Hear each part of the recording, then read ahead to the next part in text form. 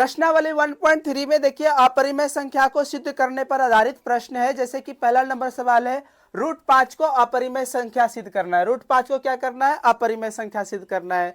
तो सर्वप्रथम क्या करेंगे, जब √5 को √5 ऑलरेडी अपरिमेय है ही, लेकिन इसको सिद्ध करने के लिए कहता है, तो सिद्ध करने के नियमों में सबसे पहला काम करना है क्या? माना √5 एक परिमेय संख्या है, तो परिमेय संख्या के रूप से क्या हो जाएगा? जब इसको परिमेय संख्या आपने मान लिया तो ये परिमेय संख्या रूप का हो जाएगा, √5 बराबर हो जाएगा p/q। ठीक है, अब क्या करेंगे? दूसरा स्टेप वर्ग करने पर, क्या? दोनों ओर स्क्वायर कर देने पर, स्क्वायर किया तो √5 का स्क्वायर और p का स्क्वायर और q का स्क्वायर, वर्ग कर दिए सबका, तो √5 का स्क्वायर कितना होता है दोनों? 5। ठीक है, और p का स्क्वायर और बटे q का स्क्वायर। अब देखिए q स्क्वायर जो है इधर डिवाइड में है, भाग में, इधर लाइएगा तो गुना में, तो 5 गुना क्यू स्क्वायर हो गया बराबर में पी स्क्वायर। और तुम लोगों को एक थ्योरम नंबर 1.3 बताए थे, यदि कोई अभाज्य संख्या, देखिए यहाँ 5 जो है गुना में, उधर जाएगा तो भाग में हो जाएगा, यानी कहने का मतलब 5 से पी स्क्वायर में भाग लगेगा, मतलब 5 पी स्क्वायर को विभाजित करती है। यहां पर तुम लोगों को एक थ्योरम समझाए थे कि यदि कोई अभाज्य संख्या, लिखा हुआ है 1.3 थ्योरम में लिखा है कि यदि p एक अभाज्य संख्या हो, यदि p a स्क्वायर को विभाजित करती है तो p a को भी विभाजित करेगी। उसी थ्योरम के अनुसार मैंने यहां लिख दिया कि यदि 5 p स्क्वायर को विभाजित करती है तो 5 p को भी विभाजित करेगी, अर्थात करने का मतलब कि 5 से p में भाग लगेगा, 5 से p में भाग लगेगा। फिर देखिए दूसरा स्टेप यहां पर आएंगे, ठीक है, और लिखेंगे p बराबर 5m। ठीक है, p बराबर क्या माना? 5m मान लिए, जहां m एक पूर्णांक है, जहां m एक पूर्णांक है, तो फिर इसका वर्ग कर दिए। देखिए वर्ग करने पर तो p का वर्ग करेंगे तो p का स्क्वायर, और इसका वर्ग कीजिएगा तो 25m स्क्वायर हो जाएगा।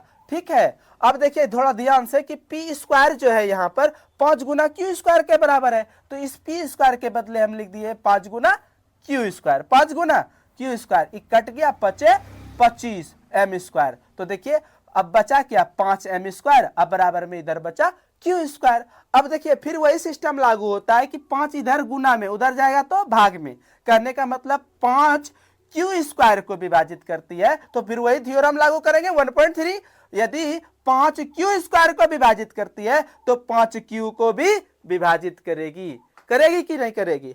और तुम लोगों ने इसको परिमेय संख्या माना है, लेकिन देखिए परिमेय संख्या का परिभाषा तुम लोग को क्या बताया कि p/q रूप का होता है, q 0 के बराबर नहीं होता है, और p और q में एक के अतिरिक्त उभयनिष्ठ गुणनखंड नहीं होता है। परंतु इस सिस्टम में जब √5 को परिमेय संख्या माना तो क्या 5 से p में भी भाग लगता है और 5 से q में भी भाग लगता है। इससे क्या होता है कि p और q में उभयनिष्ठ गुणनखंड 5 प्राप्त होता है, इसीलिए यह परिमेय संख्या होने का विरोध कर रहा है। काहे कि परिमेय संख्या में बताए थे एक के अतिरिक्त उभयनिष्ठ गुणनखंड संभव नहीं है, यहाँ एक के अतिरिक्त 5 उभयनिष्ठ गुणनखंड p और q में मिल रहा है, इसीलिए जो है √5 परिमेय होने का विरोध प्राप्त होता है, विरोधाभास प्राप्त होता है, इसीलिए √5 एक अपरिमेय संख्या है। ऐसे सत्यापित करेंगे अपरिमेय संख्या को। ठीक है, प्रश्न संख्या 2 में कुछ अंतर वाला सवाल है, उसमें प्योर √2, √3, √5 वाला संख्या था, लेकिन देखिए इस नंबर में जो है आपका परिवर्तन है, इसमें परिमेय अपरिमेय मिला हुआ है। इस प्रकार इसको सिद्ध करना है कि ये अपरिमेय संख्या है। प्रश्न संख्या 2 में 3 + 2√5 को सिद्ध करना है कि ये अपरिमेय संख्या है। तो देखिए आपको जैसे बताए थे एक नंबर, तो उसी तरह देखिए इसको पहले क्या करेंगे, जो सिद्ध करना है उसके विपरीत इसको मानना है, मतलब कि मान लेना ये एक परिमेय संख्या है, माना 3 + 2√5 एक परिमेय संख्या है। अब परिमेय संख्या के रूप से क्या हो गया, 3 + 2√5 बराबर p/q फॉर्म में आ जाएगा। तो देखिए जो इसमें परिमेय संख्या सम्मिलित है उसको परिमेय संख्या के पास लेके जाइए। देखिए 3 प्लस में है, इधर ये परिमेय संख्या है 3, तो 3 को उधर दिया तो प्लस में था तो माइनस में हो गया। फिर 2 देखिए 2 भी परिमेय संख्या है, 2 को भी उधर ट्रांसफर कीजिए, हल करने के बाद 2 भी दिए तो 2q। अब देखिए एक अपरिमेय संख्या पहले हम सिद्ध कर चुके हैं कि √5 एक अपरिमेय संख्या रियली में है। अब हम, और ये परिमेय संख्या का फॉर्म है, अब यहाँ पर लिख देंगे जो असंभव है, एक परिमेय अपरिमेय संख्या के बराबर नहीं हो सकती है। अतः हम जो माने थे हमारी मान्यता गलत, यहाँ सिस्टम क्या असंभव वाला सिस्टम आ गया, तो हम लिख दिए बाद में क्या था, हमारी मान्यता गलत है कि इतना एक परिमेय संख्या है, चूंकि परिमेय संख्या होने का विरोध प्राप्त हो रहा है।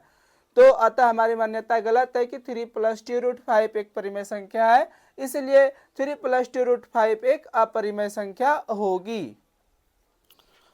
प्रश्न संख्या 3 का पहला नंबर सवाल है, इसको 1/√2 दिया है, 1/√2 को अपरिमेय सिद्ध करना है। तो जैसे 2 नंबर 1 नंबर बनाते आए उसी प्रकार इसमें भी इसको अपरिमेय सिद्ध करने के लिए सबसे पहले लिखेंगे माना 1/√2 एक परिमेय संख्या है, एक परिमेय संख्या है, तो परिमेय संख्या के रूप से हो जाएगा 1/√2 बराबर p/q, तुलना कर दिए, ठीक है।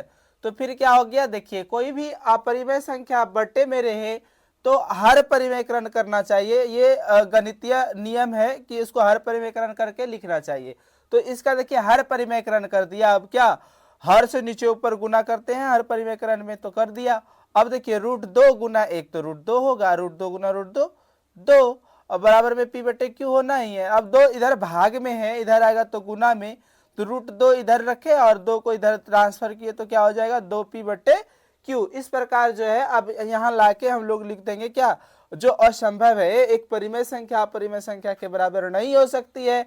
जब असंभव ये कंडीशन को दर्शाता है तो हमारी मान्यता गलत हो जाएगी कि इतना एक परिमेय संख्या है, तो लिख देंगे अतः हमारी मान्यता गलत है कि 1/√2 एक परिमेय संख्या है, इसीलिए 1/√2 एक अपरिमेय संख्या है। इस तरह प्रूव्ड करेंगे 1/√2 को इरेशनल नंबर।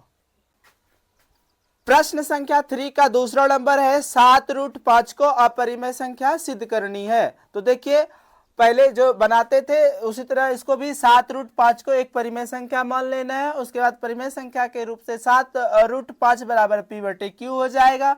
अब देखिए परिमेय को परिमेय के पास जाना है, तो 7 परिमेय संख्या, 7 को उधर ट्रांसफर कीजिएगा, ये गुना में है, उधर आके भाग में हो गया। देखिए √5 बराबर क्या हो जाएगा p/7q। फिर लिख देंगे जो असंभव है, एक परिमेय संख्या जो है अपरिमेय संख्या के बराबर नहीं हो सकती है। जब ये कंडीशन असंभव दर्शाया जा रहा है तो हम लिख देंगे कि हमारी मान्यता गलत है कि इतना एक परिमेय संख्या है, हाँ, इसीलिए 7√5 एक अपरिमेय संख्या है। प्रश्न संख्या 3 का 3 में है, संख्या 6 + √2 को सिद्ध करना है, अपरिमेय संख्या है। तो देखिए पहले लिखेंगे माना 6 + √2 एक परिमेय संख्या है, परिमेय संख्या के रूप से क्या हो जाएगा 6 + √2 बराबर p/q।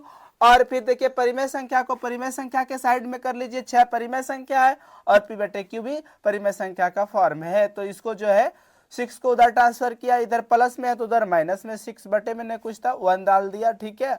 उसके बाद √2 बराबर में q और 1 का एलसीएम q, अब p-6q हो जाएगा। इस प्रकार जो है यहाँ तक लाके लिख देंगे जो असंभव है भाई, एक परिमेय संख्या अपरिमेय संख्या के बराबर नहीं हो सकती है, तो हमारी मान्यता गलत है कि इतना एक परिमेय संख्या है। जब परिमेय नहीं है तो अपरिमेय है, काहे कि ये वास्तविक संख्याओं का खेल है। वास्तविक संख्याओं का बताए 2 ही पार्ट, परिमेय और अपरिमेय। जब इसको सिद्ध कर दिए कि परिमेय संख्या नहीं है तो ऑटोमेटिक अपरिमेय संख्या हो जाएगी, लिख देंगे इसीलिए 6 + √2 एक अपरिमेय संख्या है।